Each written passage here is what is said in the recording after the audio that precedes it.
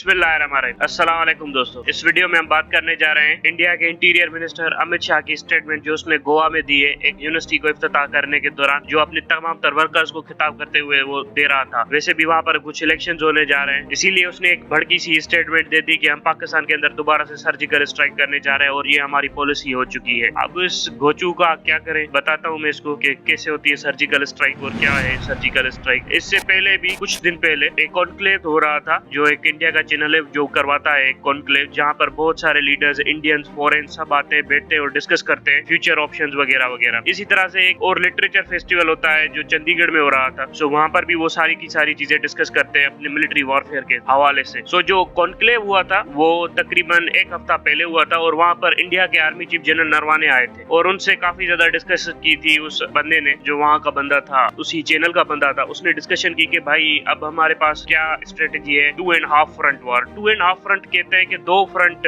एक पाकिस्तान का फ्रंट, दूसरा चाइना का फ्रंट और तीसरा फ्रंट कश्मीर के अंदर मुजाहिदीन के खिलाफ। सो ये 2.5 फ्रंट वॉर के लिए हम तैयार है नहीं है। और वो अपने आर्मी चीफ से बड़ा टाल मटोल करके पूछने की कोशिश कर रहा था कि सर हमारी प्रोग्रेस क्या है, हम कहाँ पर अचीव कर सकते हैं, क्या नहीं अचीव कर सकते। तो आर्मी चीफ का जो लहजा और जो उसका बातें थी ना, वो अमित शाह की स्टेटमेंट से काफी अपोजिट थी। अमित शाह तो कह रहा है कि हम सर्जिकल स्ट्राइक करेंगे अपने लोगों को कंज्यूम कराने के लिए, लेकिन वहाँ के आर्मी चीफ ने कहा कि हमने गवर्नमेंट को बता दिया है कि 2 फ्रंट, 2.5 फ्रंट, 1.5 फ्रंट वॉर के लिए भी हम तैयार नहीं है, सिर्फ 1 फ्रंट के लिए तैयार है, वो है पाकिस्तान के खिलाफ। अगर आप चाहते हो कि हम पाकिस्तान के खिलाफ जंग करें तो हम उसके लिए तैयार है, हम चाइना के लिए तैयार नहीं है। इंसर्जेंसी जो हो रही है कश्मीर में, वहाँ पर हमें कैजुअलिटीज भी होंगी और हम भी उनको मारेंगे, वो भी हमें मारेंगे। सिर्फ एक ही फ्रंट है जिसके लिए तैयार है, वो है पाकिस्तान। अब हम अपनी गवर्नमेंट से कहते हैं कि दूसरे स्टेट इंस्ट्रूमेंट यूज करे और ये 2.5 फ्रंट वाली वार सिचुएशन में हमें ना डाले। वहाँ का आर्मी चीफ कह रहा है, आपका इंडियन का आर्मी चीफ ये ओपनली कह रहा है कि ये मैं नहीं कर सकता, हमारे पास रिसोर्सेज ही नहीं है, हमारे पास प्लान ऑफ एक्शन नहीं है। उसके बाद उसने थोड़ा सा जंप किया ताकि लोग सारे के सारे मायूस हो रहे थे वहाँ पर। तो उसने कहा कि हाँ हमारे पास अदर ऑप्शंस अवेलेबल है, हम इस कंट्री की टेरिटोरियल इंटेग्रिटी बचा लेंगे। वो अलग स्ट्रेटेजी अलग प्लान है, वो अलग स्ट्रेटेजी अलग प्लान में बताता हूँ कि क्या है इनके पास। इस वक्त इंडियन आर्मी चीफ ने ओपनली अपनी गवर्नमेंट को बता दिया है कि डिप्लोमेसी यूज करो, पैसे यूज करो, पीस ट्रीटी यूज करो, या विड्रॉ यूज करो, या चाइना के साथ पीस करो, या कश्मीरी मुजाहिदीन को कुछ ना कुछ दे दो। ये जो आप बार बार यहाँ वहाँ हमें टसल मसल करवा रहे हो ना 2.5 फ्रंट के लिए, ये नारे तो हम मार सकते हैं, हम लड़ बिल्कुल भी नहीं सकते। और ये हकीकत भी है। एक आर्मी चीफ का काम होता है कि एक बैटल असेसमेंट जो प्रॉपर हो, जो रियल हो, उसके ऊपर बता दे अपनी गवर्नमेंट को भाई हमारे पास इस हद तक मिलिट्री ऑप्शन अवेलेबल है, इसके बाद हमारे पास मिलिट्री ऑप्शन अवेलेबल नहीं है, हम एग्जॉस्ट हो जाएंगे, हम मारे जाएंगे। और ये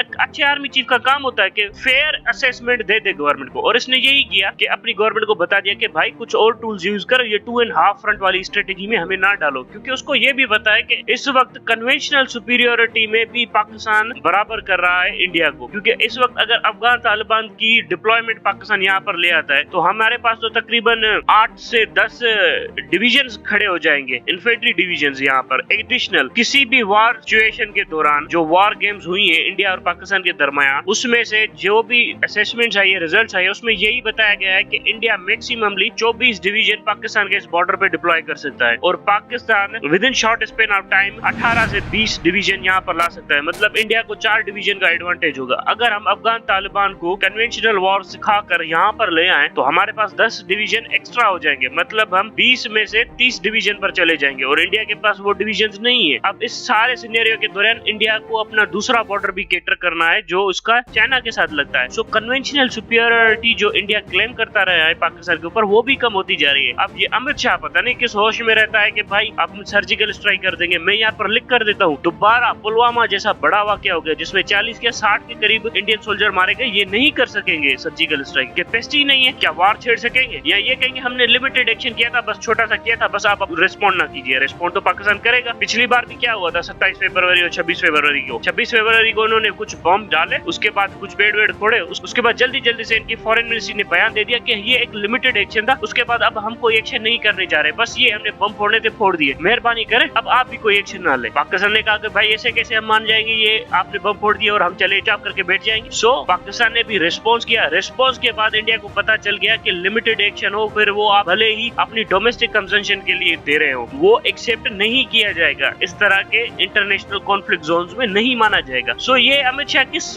खाते में बोल रहा है? पाकिस्तान की फॉरेन मिनिस्ट्री ने इसको रिस्पॉन्ड किया और उसने कहा कि आप मेहरबानी करके आ जाइए, आप सर्जिकल स्ट्राइक कीजिए, फिर आपको रिस्पॉन्स दे दिया जाएगा उसके मुताबिक। अब तो आपके पास राफेल भी है, राफेल भी ले आइए, देखते हैं कि राफेल क्या उखाड़ता है। अब हमारा सिंपल सा सिनेरियो है, इंडिया की आर्मी के पास तकरीबन इस वक्त 40 डिविजन है, जिसमें से 12 डिविजन उसकी नॉर्मली ही वो चाइना के पास डिप्लॉयड होती है, अरुणाचल प्रदेश की साइड पे। उसके बाद उसकी 7 डिवीजन कश्मीर में डिप्लॉयड होती है। उसके बाद जो उसका बचा कुचा होता है वो पाकिस्तान के बॉर्डर के ऊपर डिप्लॉयड होता है, और इसमें से भी अच्छा खासा हिसाब पीछे रिजर्व में रखा जाता है। पाकिस्तान के पास इस वक्त 25 डिवीजन है और बाकी थोड़ी छोटी मोटी इन्फेंट्री ब्रिगेड्स है। सो 25 डिवीजन के साथ पाकिस्तान अपनी डिफेंस लाइन को बड़े आसानी से होल्ड कर सकता है और किसी भी वार गेम में, और यही दिखाया गया है कि इंडिया मैक्स मोबिलाइजेशन जो पाकिस्तान के बॉर्डर के ऊपर कर सकता है वो 25 से 30 डिवीजन ही ला सकता है। 25 तो हमारे पास भी डिवीजन मौजूद है, आप कैसे लैंड फोर्सेस की विक्ट्री हासिल कर सकते हो 25 डिवीजन और 5 डिवीजन एडिशनल होने से? सो ये तो नामुमकिन सी बात है। अब आते हैं यहाँ पर किसी को भी थोड़ा सा मिलिट्री सेंस हो ना, तो एक डिवीजन को अगर एक ब्रिगेड हो जो हाईली इंट्रेंज हो, जो बहुत ही मजबूत जगह पर हो, तो मजे से एक ब्रिगेड ही एक डिवीजन को रोक सकती है। तारीख तो इससे भी उलट बताती है, कई बार तो ऐसी जगह पे हुआ है कि एक ब्रिगेड ने एक कोर को रोक के दिखाया है। कोर में 3 डिवीजन होते हैं। सो ये क्या बातें कर रहे हैं? और वो तारीख भी 1971 में हुई थी, पाकिस्तान की एक ब्रिगेड ने पूरी की पूरी 3 डिवीजन को रोके रखा था। वो भी जंग शुरू हुई थी तकरीबन 21 नवंबर से जंग शुरू हुई थी बांग्लादेश के फ्रंट के ऊपर। पाकिस्तान की एक ब्रिगेड थी, सिर्फ एक ब्रिगेड, उसके ऊपर 3 डिवीजन ने, मतलब एक पूरी कोर ने हमला किया हुआ था। 21 नवंबर में पहला गोला भी उसी ब्रिगेड के ऊपर गिरा था। वो ब्रिगेड लड़ते लड़ते 16 दिसंबर के बाद भी लड़ती रही थी, 20 दिसंबर तक लड़ती रही थी। सो सबसे ज्यादा वो ब्रिगेड लड़ी थी। और उसके बाद उसके जो जनरल थे, पाकिस्तानी जनरल, उसको मैसेज दिया गया कि हमने सीज फायर कर लिया, सरेंडर कर दे। उसने सरेंडर नहीं किया था, उसने कहा था कि हम लड़ते रहेंगे वहां पर। सो ये क्या बात कर रहे हैं? एक ब्रिगेड ही 3 डिवीजन को कभी कभार रोक लेती है। सो यहाँ पर तो पूरी के पूरे रेशो ही प्रोपोर्शनेट है, 25 से 30 डिवीजन का मुकाबला है। सो ये किस तरह की सर्जिकल स्ट्राइक और कन्वेंशनल सुपीरियरिटी की बात करते हैं? यहाँ पर आते हैं एयरफोर्स में। एयरफोर्स में इनके पास जेट्स कितने? 700 बताते हैं कि हमारे पास 700 अटैक एयरक्राफ्ट मौजूद है, ठीक है, जिसमें इनके पास मिराजेस हैं, Su-30 हैं और जैगुआर्स जो इन्होंने इंडियन नेवी को दिए हुए हैं। इसके कंपैरिजन में पाकिस्तान के पास भी हाईली फॉर्मिडेबल 400 एयरक्राफ्ट तो मौजूद है। और इसके बाद अब जो हमारे पास अपनी इंडिजिनियस बिल्डिंग कैपेसिटी आई है, उससे तो हम तकरीबन 200 से 250 JF-17 ब्लॉक 3 बनाने जा रहे हैं। ब्लॉक 3 आपका F-16 के इक्विवेलेंट है, मतलब हमारे पास तकरीबन 200 से 250 F-16 आ जाएंगे 2026 तक के करीब। इंडिया के पास क्या आएगा? 36 राफेल। चलो एक राफेल 2 JF-17 के ब्लॉक के बराबर कर दो तो 2:1 रेशो वो 36 बना सकेंगे, हम 72 खड़े कर देंगे और उससे भी कम कीमत में। ये कहाँ का कंपैरिजन है? अब मॉडर्नाइजेशन हो रही है हमारी नेवी की, तो इंडिया को तो स्ट्रेट ऑफ हॉर्मज भी क्रॉस नहीं करने देंगे हम। जिस मॉडर्नाइजेशन से पाकिस्तान नेवी गुजर रही है, स्ट्रेट ऑफ हॉर्मज क्रॉस करना इंडियन नेवी के लिए इम्पॉसिबल हो जाएगा। तो ये किस तरह की कन्वेंशनल सुपीरियोरिटी और किस तरह की इल्यूसिव ड्रीम्स अपने लोगों को बता रहे हैं? कोई बैठे, कोई फैक्ट्स पे बात करे, समझने की कोशिश करे कि वो